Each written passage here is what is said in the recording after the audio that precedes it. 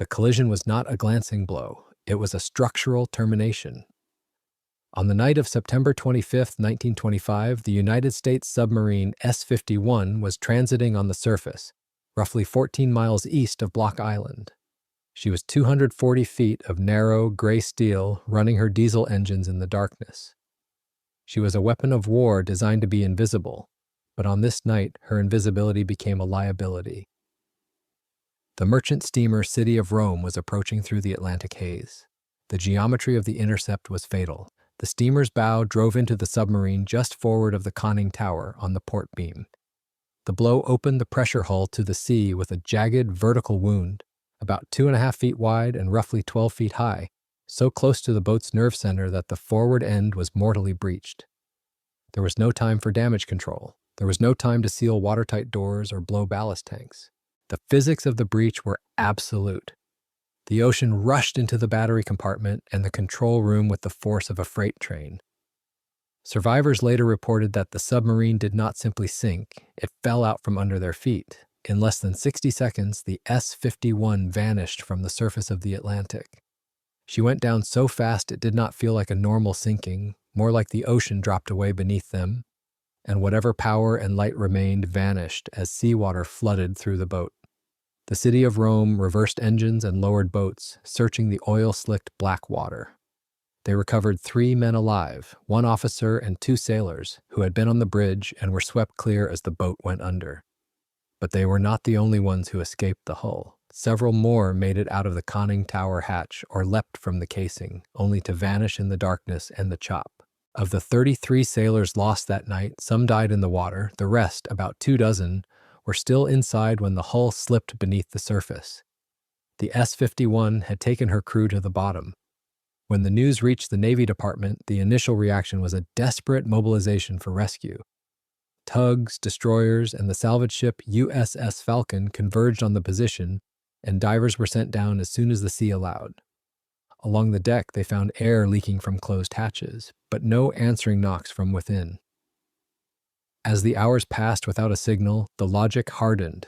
The pressure hull had been opened in the collision, and the flooding had been immediate. The lack of any response from the after compartment suggested the worst. The mission profile shifted rapidly. This was no longer a race to save lives. It was a complex engineering problem to recover a piece of sovereign territory. The United States Navy could not leave a submarine wreck and the bodies of her sailors on the approaches to the Atlantic coast. Beyond the human obligation, it was also a navigation hazard and a security concern. The order was given to raise her. But the S-51 was not sitting on a hard, clean deck. She had impacted the bottom with significant momentum. The sea floor in this region was not rock or sand. It was a dense, gripping clay. The submarine was not just resting on the bottom, she was embedded in it. The salvage officers arriving on the scene looked at the charts and the initial soundings. They began to calculate the weight of the flooded hull. Then they looked again at the depth and at what that depth would allow. The S-51 was lying on the bottom, well within the reach of hard hat divers, but punishing and time-limited on every descent. The Navy had pushed deeper in earlier cases, most famously in the F-4 recovery off Hawaii, but sustained work in open water on a buried submarine was still a brutal problem in 1925. The easy phase was over. The violence of the collision had ended the lives of 33 men, but it had started a 9-month industrial siege against the Atlantic Ocean. The salvage team was about to engage in a battle with no flag on the other side, only pressure, weight, and cold equations that never negotiate. The ship was down, the crew was gone. The only question remaining was whether the Navy had the technology and the will to bring them back. The ocean had taken her in under a minute. It would refuse to give her back without a fight that would push every piece of equipment to the breaking point. The number defining the entire operation was 132. To a modern observer accustomed to robotic vehicles and saturation diving, 132 feet sounds manageable. In 1925, it was a depth that narrowed everything: bottom time, visibility, and tolerance for mistakes, especially in cold water and heavy seas. Navy divers had gone deeper in exceptional cases, but only a small number were trained to do repeated work dives beyond 100 feet. Every decision made by the Salvage Command had to filter through the crushing reality of nearly 5 atmospheres of absolute pressure. The primary physiological threat was a phenomenon the divers called the bends. At the surface, the nitrogen in the air a man breathes is inert and harmless. But at 132 feet, that nitrogen is driven into solution in blood and tissue. The danger comes on the way up. Ascend too fast, and bubbles can form in joints, the bloodstream, and the spinal cord. To reduce that risk, the divers could not simply come straight up when they were tired. They had to follow staged ascents and decompression schedules, often hanging on a line in cold water long after the work on the bottom was done. Delays that could grow severe when the day's profile ran deep and unforgiving. The water itself provided the second constraint.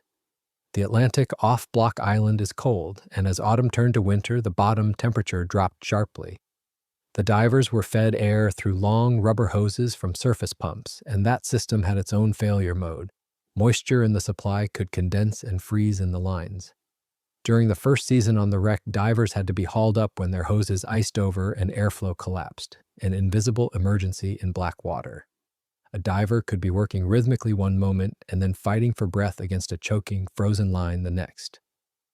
But the most formidable enemy was not the pressure or the cold. It was the sea floor. The S-51 had driven her keel into hard clay and mud, burying herself several feet deep. In that state, the bottom can behave like a seal. Sediment packs tight against the plating. Water circulation under the hull is restricted, and the surrounding pressure helps the mud hold its grip. Salvors call it suction, but it is less a vacuum than a stubborn, adhesive resistance created by clay, confinement, and hydrostatic pressure. To lift the ship, the salvage engineers had to overcome not only the dead weight of the steel and the water inside it, but also the massive resistance of the ocean holding the hull against the mud. Calculations showed that the dead weight of the submarine on the bottom was on the order of 760 to 800 tons. Breaking her free would take more than that. The first movement had to overcome bottom suction, and the salvage plan called for reserve buoyancy that pushed the required lift toward roughly 1,000 tons. No floating derrick on scene could simply hook on and haul that kind of load from 132 feet in open water. If the lift came on too suddenly, slings could part. If it came on too gently, the hull would not budge. The engineers realized that brute force alone would fail. They needed a way to reduce the suction and build lift without destroying the ship. That meant attacking the bottom itself. The salvage engineers calculated that simply pulling on the submarine from the surface would require chains thick enough to anchor a battleship. But to place those chains, they had to get underneath the hull. With the keel buried 5 feet deep in solid clay, there was no gap to thread a needle. The divers would have to carve one. They needed to dig tunnels directly beneath the 800-ton steel carcass, knowing that at any moment the ship could settle and crush them. Before the tunneling could begin, the team had to reduce the dead weight of the target. They turned to internal buoyancy, but the submarine did not make it easy. Many of her hatches were designed to seat tighter under outside sea pressure, not to hold strong internal pressure from compressed air. To dewater key spaces, salvors had to reinforce openings, install temporary salvage hatches and strongbacks, and use a mix of pumps and compressed air. Divers worked inside the wreck in absolute darkness, closing valves, dogging doors, and improvising seals so that compartments could be blown down without simply venting air back into the sea. It was a tedious process of securing the ship's own envelope against the sea. With the hull partially lightened, the focus shifted to the excavation. A shovel was useless at 132 feet. Moving wet clay by hand would take years. The solution was a tool improvised for the environment called the water lance, a fire hose fed from the surface, ending in a short length of pipe and a rigid nozzle. When the divers struck hard blue clay under the top layer of sand and mud, the jet had to cut it into slurry and wash it out of the tunnel, all while fighting the kick of the stream in their hands. The tunneling operation required a diver to lie flat on his stomach in the mud and crawl under the curve of the submarine's hull. He would fire the water lance ahead of him, cutting a hole just big enough for his body, with rusty plating inches above his back. There was no light. The cloud of silt reduced visibility to absolute zero. The diver worked entirely by touch, sensing the vibration of the jet and the wall of the tunnel. When they tried to raise pressure to bite into the blue clay, the reaction could rip the nozzle out of a man's control. An instant recipe for being whipped, rolled, or pinned in a tunnel with the hull overhead. The fix was not legend but geometry, hose and nozzle changes until a diver could hold it steady, cut the clay, and still find his way back out. Despite the near-catastrophic risks, the tunnels were completed. Once a hole was punched through from port to starboard, the team lowered heavy lifting cables. These were the pontoon chains, massive loops of steel designated to cradle the hull. The divers fed a pilot wire through the tunnel, then used the ship's winches to drag the heavy chain under the keel. One by one, the chains were sawed back and forth to seat them against the steel plates. The trap was set. The hull was lightened and the lifting slings were in place. But the ocean was watching the calendar. The weeks of grueling underwater excavation had consumed the autumn. The surface conditions were deteriorating and the window for the actual lift was closing fast. By December 1925, the operational window had slammed shut. The salvage team had spent months fighting the clay in the depth, but now they were fighting the atmosphere. The North Atlantic winter had arrived with full force, turning the surface of the ocean into a chaotic landscape of freezing spray and heaving swells. The salvage ships could barely hold their station over the wreck site. Mooring lines snapped under the strain of the gale-force winds. The dive boat pitched and rolled so violently that lowering men into the water became a gamble with their lives. But before the final retreat, the engineers attempted to position the heavy artillery of the operation. The internal buoyancy of the submarine was not enough. Even with the engine room sealed and filled with air, the S-51 was still too heavy to break the grip of the bottom. To bridge the gap, the Navy deployed submersible pontoons. These were not simple balloons or floats. They were massive steel cylinders sheathed in wood to protect them from impact. There were 8 of them in total, each one capable of generating 80 tons of lift. The engineering behind them was precise. A pontoon was a variable buoyancy machine. On the surface, it was a harmless steel tank, but to be useful, it had to be flooded with water until it lost its buoyancy and sank under control to the bottom. The logic of the pontoon system was the pivot point of the entire salvage strategy. The divers had already threaded the heavy chains under the submarine's keel. Now they had to guide these sinking 80-ton steel cylinders down the guide wires until they rested directly alongside the wreck, 132 feet down. Once in position, the chains would be threaded through hawse pipes in the pontoons and locked tight. When the moment came to lift, compressed air would be pumped down from the surface, blowing the water out of the cylinders. As the water fled, the lift force would build until it exceeded the weight of the submarine. But rigging these cylinders in winter conditions proved to be a nightmare. The same cold that had already iced dive hoses now haunted the airlines, and the rough surface weather made the lowering cranes unpredictable. A heavy steel pontoon swinging on a cable in a 10-foot swell was a wrecking ball. The divers on the bottom were in constant danger of being crushed as the cylinders landed in the mud. Despite the risk, the team managed to position the gear. The chains were connected. Everything was finally aligned for the recovery. However, the ocean refused to cooperate. The storms grew more frequent and more violent. The risk to the surface support fleet became unacceptable. If a salvage ship were lost in a storm, the rescue mission would become a double tragedy. The commanding officers looked at the calendar and the weather reports. They made the only logical decision available. They declared a suspension of operations. The divers were pulled up. The marker buoys were secured. The salvage squadron weighed anchor and turned their bows toward port, leaving the S-51 alone in the dark. It was a bitter retreat. Months of tunneling through clay, freezing through decompression stops, and wrestling heavy chain in zero visibility had brought the wreck to the edge of resurrection, only for winter to slam the door. For the next 4 months, the wreck lay silent on the bottom, harnessed to its 8 steel guardians waiting for the sun to return to the northern hemisphere. The engineering work was done, but the proof of it would have to wait. The S-51 remained the property of the sea, held down by 800 tons of deadweight and the relentless grip of the mud. April 1926 marked the end of the waiting game. The salvage squadron returned to the coordinates east of Block Island, finding the marker buoys exactly where they had left them. The ocean had been kind to the gear, the wires were intact, and the heavy steel pontoons were still resting in the mud alongside the hull. 9 months into the siege, the operation was entering its final hour. The divers descended one last time to inspect the chains and connect the air hoses. Every valve was checked, every shackle was inspected. The preparation phase was over. The operation now shifted entirely to the surface ships, where the air compressors began to roar. The physics of the lift centered on a critical threshold known as breakout force. In a standard lift of a free-floating object, the force required is simply equal to the weight of the object. But the S-51 was not free. It was bonded to the clay bottom. The mud exerted a grip that added hundreds of tons of resistance to the dead weight. To raise the ship, the salvage team had to generate enough lift not just to float the steel, but to violently snap this adhesive seal. The danger lay in the transition. The moment the suction broke, the hundreds of tons of extra lift force, generated to fight the mud, would instantly convert into acceleration. The submarine would not drift up gently, it would likely rocket toward the surface. The command was given to blow the tanks. Compressed air hissed down the hoses, forcing the water out of the 8 submerged pontoons.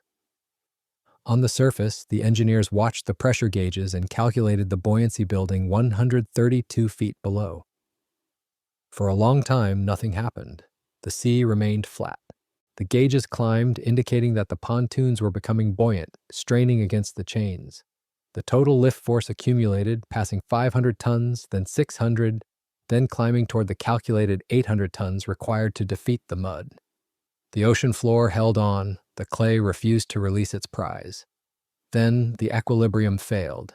Deep below, the suction seal shattered. The breakout force took over. The ocean surface suddenly boiled as if a volcano were erupting beneath the salvage fleet. A massive geyser of spray and foam shot into the air, followed instantly by the nose of a pontoon breaching the surface. Then another. The water churned violently as the steel cylinders broke free of the depths, dragging the submarine with them. It was not a graceful resurrection, it was a chaotic, industrial collision of steel and water. The pontoons rolled and pitched in the foam, fighting to stabilize the load they carried. But as the white water settled, a dark shape remained. The gray, barnacle-encrusted hull of the S-51 broke the surface for the first time in 9 months. She was riding low, cradled in the chains of the pontoons, but she was up. The internal buoyancy in the engine room held. The air in the pontoons held. The salvage crews on the surrounding ships watched in silence as the water drained from the casing of the submarine. The wreck was no longer a coordinate on a chart or a sonar echo. It was a ship again. The divers' tunnels, the freezing struggles with the airlines, and the engineering gamble of the pontoons had paid off. The S-51 was floating. The victory, however, was precarious. The submarine was hanging in a delicate balance, suspended by chains that could still snap if the sea turned rough. The pontoons were battered, and the hull was open to the sea in the battery compartment. The lift had been violent, but the result was stable enough to proceed.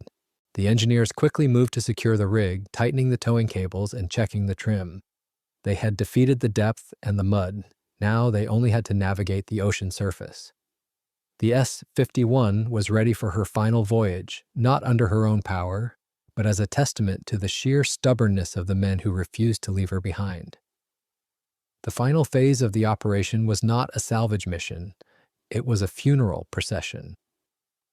The S-51, still cradled in the chains of the pontoons, began the slow journey west toward New York Harbor. The ocean, which had fought the recovery team for 9 months with gales and freezing temperatures, finally relented. The sea remained calm as the tugs pulled the scarred submarine through the water. She was no longer a hidden predator beneath the waves. She was a battered wreck, flanked by the steel cylinders that kept her afloat, exposed to the sunlight for the first time since that September night. On July 5, 1926, the convoy entered the waters of New York. As the submarine passed the Statue of Liberty and moved up the East River toward the Brooklyn Navy Yard, flags on passing ships were dipped to half-mast. The arrival was silent. Thousands of people lined the waterfronts and the bridges, watching the dark shape pass. There were no cheers, only the heavy industrial thrum of the tugboat engines. The S-51 was returning to the yard that had built her, but she was returning as a tomb. When the convoy reached the dry dock in Brooklyn, the pontoons were detached and the water was pumped out of the basin. As the water level dropped, the full extent of the damage became visible. The portside gash, where the city of Rome had opened the pressure hull, was catastrophic. It was the sobering physical validation of the collision dynamics, and the engineering mystery of why she sank so fast was solved instantly by the sight of the breach. No crew could have saved her. The physics of the impact had determined the outcome before the first alarm bell rang. But the technical inspection was secondary. The primary objective of the entire 9-month siege was now at hand. Naval personnel entered the dried-out hull to perform the duty that had driven the divers to tunnel through the clay. They moved through silt-filled compartments to recover the dead. But the sea did not surrender them all. In the end, only 23 bodies were recovered from inside the submarine. The rest were never found. They were brought out with the quiet care of a burial detail, giving families what closure could be salvaged. The Navy had promised to bring them home, and as far as the sea would allow, that promise was kept. The S-51 never sailed again. She was decommissioned, and in January 1930 struck from the Navy list. A few months later, June of that same year, the hulk was sold for scrap. The steel that had been the focus of so much effort and risk was cut apart and melted down. But the true value of the operation was not in the recycled metal. The legacy of the S-51 was the method, proof that deep-sea salvage could be planned, executed, and controlled in the open ocean. The divers who risked the bends and the freezing cold showed that men could work at high pressure on repeated dives, that heavy lift pontoons could be managed offshore, and that tunneling under a wreck was viable if you were willing to pay the danger. The tools and practices forged in the clay off Block Island became Navy standard, and when the next submarine went down, the salvage fleet would not be improvising from scratch. The S-51 was lost, but the ocean was no longer an unquestioned keeper of ships. The depth had been conquered not by luck, but by the relentless application of engineering logic.